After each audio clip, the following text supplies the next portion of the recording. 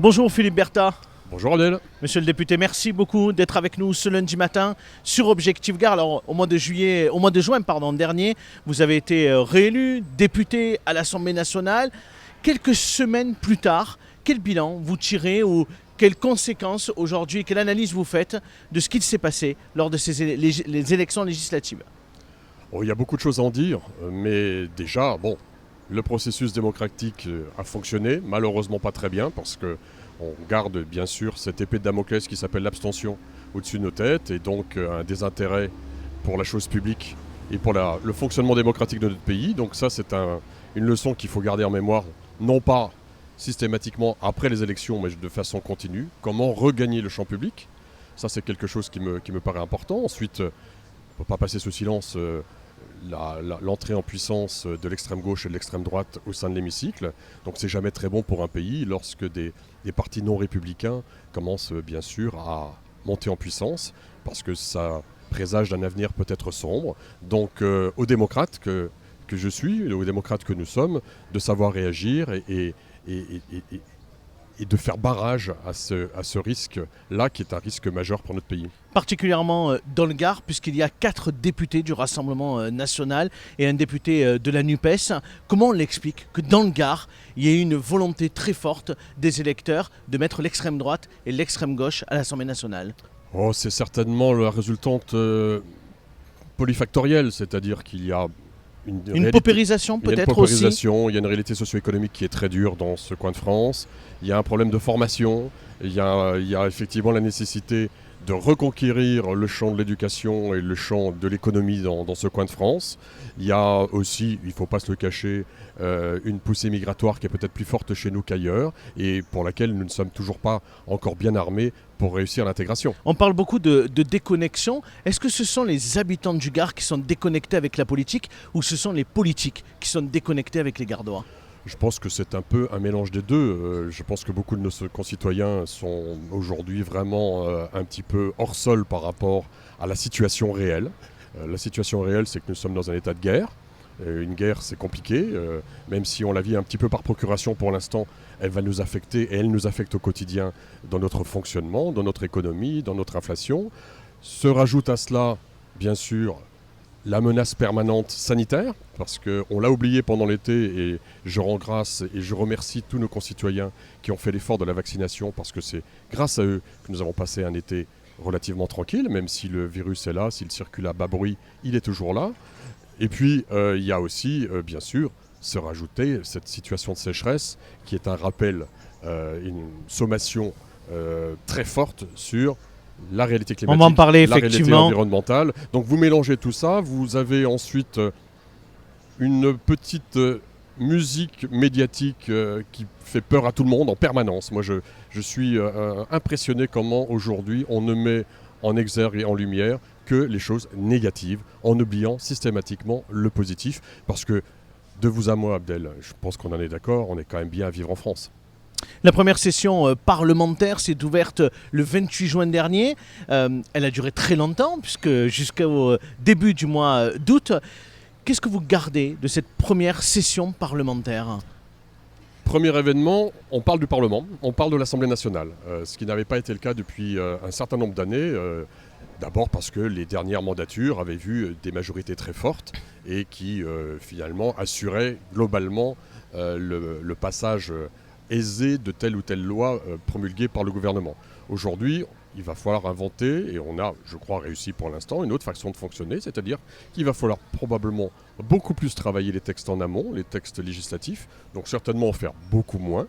Et ça, c'est peut-être pas forcément une mauvaise nouvelle. Ça permettra peut-être d'avoir un peu plus le temps de la pédagogie, de l'explication, et puis donc de trouver une majorité texte par texte. Je constate qu'entre le fonctionnement de l'Assemblée nationale et du Sénat, même si ça a été douloureux, même si ça a été difficile, même si des fois ça a été totalement déraisonnable sur ce qu'on a pu entendre et sur les attitudes de certains, eh bien, les textes ont été adoptés. Et je suis très content que les 44 milliards que nous souhaitions voir injectés pour le pouvoir d'achat ont finalement pu l'être, malgré par exemple l'opposition systématique de la NUPES. Oui, parce que vous en parlez de la NUPES et du Rassemblement national. Ce sont les deux groupes qui sont entrés en force à l'Assemblée nationale. On a le sentiment que la NUPES a tendance un peu à bordéliser au sein de l'Assemblée nationale et à la fois le Rassemblement national, peut-être sous l'égide de Marine Le Pen, a envie d'être plutôt dans une démarche de respectabilité, on peut le dire comme ça. C'est ce que vous constatez, vous, à l'Assemblée nationale ou pas? Oui, c'est tout à fait ce qu'on constate. On constate une extrême gauche qui est là, effectivement, je ne reprendrai pas votre terme, mais qui effectivement est là pour mettre le souk, trouvons un autre terme, et qui va s'opposer à tout, contre tout, de façon complètement irraisonnée, et qui malheureusement, à mon sens, ne fait le jeu total de l'extrême droite. Vous avez une extrême droite totalement régimentée, sous la baguette de Marine Le Pen, que je n'avais quasiment jamais croisée pendant 5 ans, pendant la mandature précédente, qui là est omniprésente, à quelques exceptions près, et qui tient son groupe, donne le signal de l'applaudissement. Il n'est pas là le principal danger? Bien sûr qu'il est là le principal danger, c'est que elle est en train d'essayer de se construire une image, républicaine, présidentiable, alors que la réalité, on la connaît, on n'est pas dupe, on n'est pas naïf, mais en tout cas, moi j'observe que c'est elle qui tire les marrons du feu actuellement, et donc c'est là encore le péril démocratique que je mentionnais tout à l'heure, qui doit être un rappel constant, et j'aimerais bien que la NUPES le comprenne aussi. Il s'est passé un événement à l'Assemblée nationale lors de cette première session. Pour la première fois, la majorité qui soutient Emmanuel Macron a été quelque part balayée sur la loi du pass sanitaire, en tout cas sur un principe autour de cette loi qui concernait particulièrement le retour du pass sanitaire à l'entrée des frontières. Est-ce que c'est un épisode que vous craignez qui pourrait se répéter dans les mois qui viennent? Vous parlez du pouvoir d'achat, on va en parler dans quelques instants parce que c'est une des réussites, j'ai envie de dire, de cette première session pour la majorité relative, mais on peut imaginer que sur le budget, sur d'autres questions, dans les prochains mois, ça risque d'être beaucoup plus compliqué. Je crois qu'il faut qu'on s'habitue, nous, membres de la majorité, même si la majorité est relative, à ne pas gagner systématiquement sur tous les amendements, sur toutes les lois. Je crois que c'est ça qui va se passer. Donc il va falloir se battre, il va falloir convaincre encore plus. On était aussi un petit peu déficitaire en nombre de parlementaires, puisque je l'ai mentionné, les parlementaires suppléants des ministres n'étaient pas en séance puisqu'ils n'ont été incorporés officiellement que le 4 août. Donc ça va être des négociations, ça va être du travail de conviction qu'il faudra faire, texte par texte. Moi, je suis prêt à ce jeu-là. Je suis plutôt adhérent à ce type de proposition-là. Vous avez rien lâché, effectivement, sur le pouvoir d'achat, parce que là, la loi a été adoptée. Et comme vous le disiez tout à l'heure, c'est 44 milliards. C'est des avancées aussi pour les Français, pour les Gardois, bien évidemment, pour leur permettre à la rentrée de pouvoir avoir quelques euros supplémentaires pour mieux vivre. On a parlé beaucoup de l'énergie, en particulier de l'essence. L'essence qui a baissé. D'ailleurs, la NUPES souhaitait que l'essence soit à 1,50 €. On y est là. Oui, on n'y est pas tout à fait. Effectivement, il va y avoir encore un coup de pouce qui va être transitoire. C'est 30 centimes à partir du 1er septembre. Oui, c'est vrai qu'il est clair que nous faisons beaucoup d'envieux. Et ça aussi, c'est quelque chose qui n'est peut-être pas assez dit aux Français. C'est que la situation est difficile. Elle est difficile pour tout le monde. Elle est difficile pour tous les pays. Je prends un exemple qui est celui de l'inflation. Oui, l'inflation galope. C'est une nouveauté. Nous n'avions plus connu ça depuis bien des années. Mais, somme toute, en France, elle galope moins qu'ailleurs.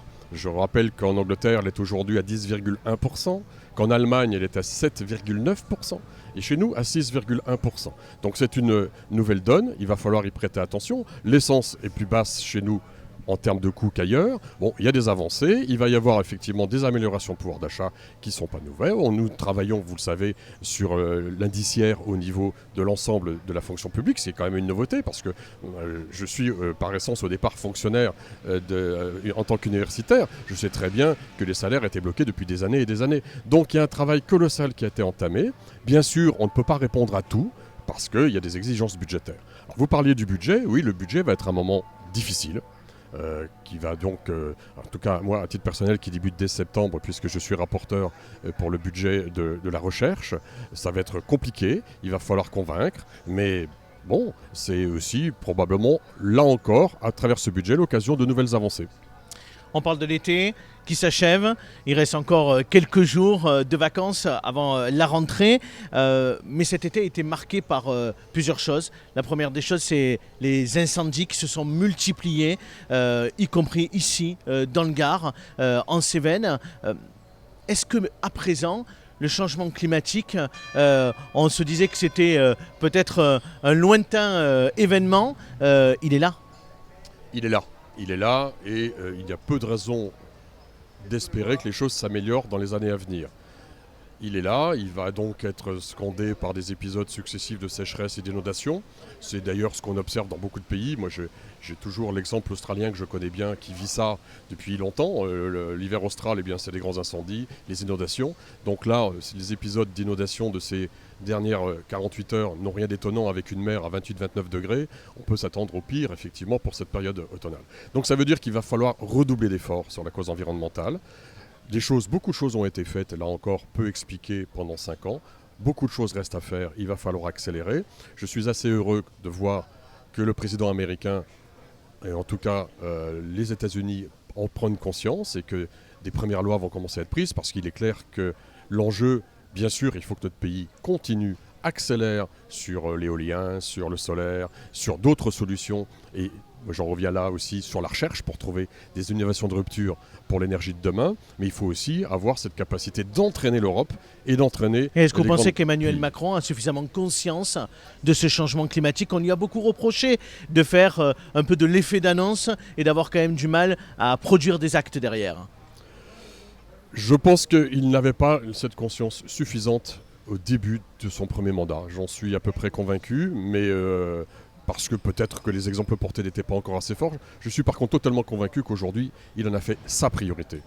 Et cette priorité, c'est pas la seule, mais cette priorité est essentielle. Il s'est entouré pour ça, bien entouré. Et puis aujourd'hui, il va falloir effectivement taper sur la table pour entraîner tout le monde vers cette démarche, mais une démarche qui ne soit pas, comme la veulent certains, une démarche systématiquement punitive vis-à-vis de la population. Il faut entraîner la population avec nous. Il faut entraîner par exemple, et je vais les rencontrer pour certains d'entre eux pas plus tard qu'à midi ce jour, le monde agricole. Il faut effectivement avoir cet effet d'explication et puis trouver des solutions. Je pense qu'aujourd'hui les solutions, elles ne sont pas présentes, elles n'existent pas.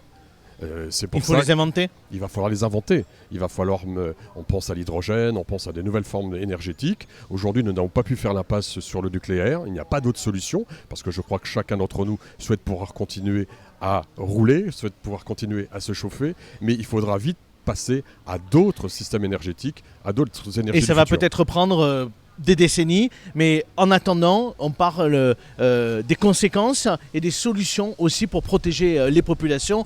Ici à Nîmes, bien évidemment, il y a la base de sécurité civile. Et là, il y a une petite musique qui monte aussi là-dessus, sur le fait qu'il y a peut-être un manque de moyens sur la base de sécurité civile. Une flotte supplémentaire est peut-être nécessaire. D'ailleurs, les pays européens sont venus nous aider cet été. Est-ce que là, vous êtes proactif sur ces questions-là pour la base de sécurité civile? Alors, j'ai eu le loisir sur ma dernière mandature de me rendre au moins, je crois, 4, peut-être même 5 fois sur cette base qui est exemplaire et qui est effectivement dont on veut tous globalement et collectivement en faire une structure européenne. J'ai vu arriver de nouveaux moyens, j'ai vu arriver les Dash, j'ai vu arriver effectivement de nouveaux moyens. On voit bien qu'aujourd'hui c'est pas suffisant, mais n'oublions pas que c'est certainement la flotte la plus importante en Europe et qu'aujourd'hui il faut un effort européen et il faut aussi penser différemment. On a trop pensé une défense contre les incendies purement bornée au sud de la France. On a vu ce qui s'est passé en Bretagne, on a vu ce qui s'est passé dans une terre que je connais bien qui s'appelle le Jura. Et donc on voit bien qu'aujourd'hui, maintenir, comme nous le faisons, toute la flotte à Nîmes pendant l'été, excepté 2 avions à Hyères et 2 avions en Corse, ne peut plus être une réponse suffisante et qu'il va falloir trouver un maillage complètement différent et donc mettre de nouveaux moyens à l'échelon européen et français. 2-3 questions pour terminer. La première sur la crise sanitaire. On a l'impression que l'épidémie n'existe plus ou pratiquement plus. En tout cas cet été, elle a laissé tranquilles les Français. Est-ce qu'il y a de quoi s'inquiéter pour l'automne? Il n'y a pas pour l'instant de signaux d'inquiétude. Il y a simplement des signaux de vigilance. Nous avons pu passer, je pense tout à chacun, un été normal, en tout cas pour ceux qui n'ont pas été infectés. On voit aujourd'hui que les populations qui ont eu à subir le virus grâce à la vaccination, pour la très grande majorité d'entre eux, n'ont pas eu de conséquences graves, si ce n'est une petite gêne de 24-48 heures et pas au-delà. Maintenant, que nous réserve l'automne, moi je ne sais pas lire dans le bar de café ce virus. Pour l'instant, il n'y a pas un nouveau variant qui inquiète. Pour l'instant, on n'a pas détecté de nouveaux variants. On voit par contre arriver dans les semaines qui viennent, dans les mois qui viennent, de nouvelles formulations en termes de vaccination avec, je sais que Moderna, pour exemple, va sortir un vaccin beaucoup plus large, en particulier sur Omicron et ses variants. Donc on va avoir de nouveaux outils. Mais il faut rester vigilant. Je pense qu'il serait peut-être cohérent, par exemple, dans les transports, qui est un exemple classique, de maintenir cette distanciation et pourquoi pas le port du masque. Sur votre premier mandat, vous étiez inscrit dans une démarche auprès de l'handicap, auprès de la recherche, vous le disiez il y a quelques instants. Vous avez été extrêmement mobilisé sur la crise sanitaire. Quels sont les dossiers sur ce deuxième mandat que vous voulez défendre ? Oh, ils sont multiples. Pour l'instant, je vais faire étape par Peut-être étape. là, sur les prochains mois. Alors sur les Déjà. prochains mois, mon travail a débuté. J'ai travaillé cet été par la mise en place d'un certain nombre de tables rondes sous forme d'auditions qui seront menées au mois de septembre avec les secteurs justement de la recherche et en particulier de la culture scientifique, puisque je me trouve être rapporteur du budget de la recherche, pour lequel nous avons fait un grand effort sur la mandature précédente, grâce à la loi de programmation pour la recherche dont j'étais rapporteur, mais que je ne juge pas suffisant. Donc moi, mon travail va être d'être un aiguillon permanent pour plus de moyens, plus de moyens, plus de moyens.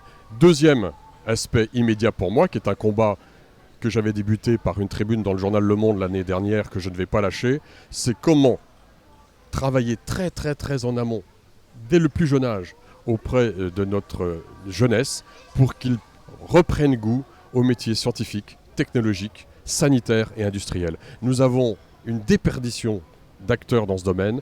Tous ces domaines-là crient famine en termes d'acteurs. Moi j'ai des coups de téléphone récurrents, on ne trouve pas de techniciens, on ne trouve pas d'ingénieurs, il faut faire quelque chose, etc.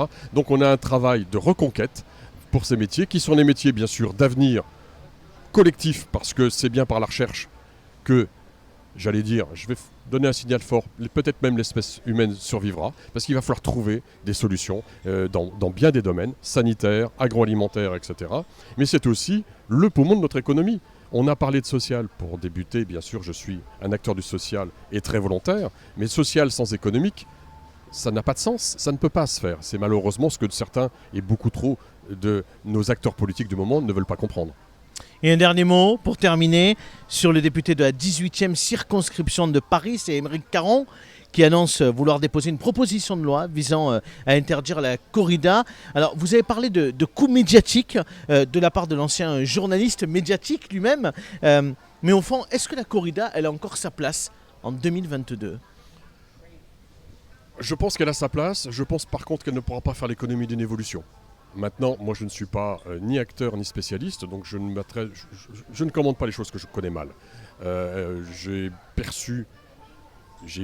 lu cet été que la corrida a été remise en cause, par exemple au Mexique.